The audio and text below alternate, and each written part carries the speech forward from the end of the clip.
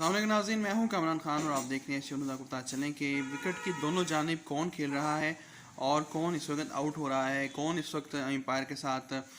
Planning कर रहा है और किसकी जो है प्लानिंग कामयाब जा रही है। ये बहुत सारे सवालात हैं जो पीटीएम के जलसों के हवाले से, हुकूमत वक्त के हवाले से लोग पूछते रहते हैं कि क्या होना चाहिए, क्या होगा, किस तरीके से ये मामला आगे बढ़ेंगे। इस सिलसिले में जो सबसे इम्पॉर्टेंट बात है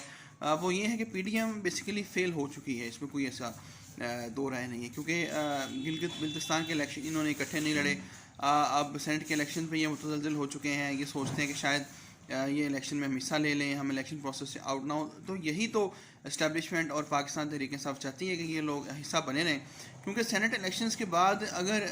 एहतजाज होता भी है, इस्तीफ़े होते भी हैं, तो 6 महीने साल कहीं नहीं गए। और इमरान खान के बकौल उन्होंने शुरू में ही कह दिया था कि हुकूमत 4 साल पूरे नहीं करेगी। और ये ऐसा ज़बरदस्त आदमी है इमरान खान के कल अपनी गलतियां भी मान गया है कि मुझे 1.5 साल तक पता ही नहीं चला कि करना क्या था।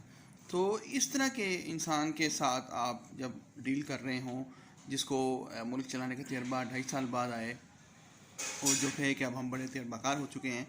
उसके मुकाबले में तजर्बाकार लोग अगर ऐसे हरकतें करें विकेट के दोनों जानिब खेलने वाली, तो उस पर सिर्फ पूरी पाकिस्तानी कौम जो है तुफ़ ही कर सकती है, और वो कर रही है।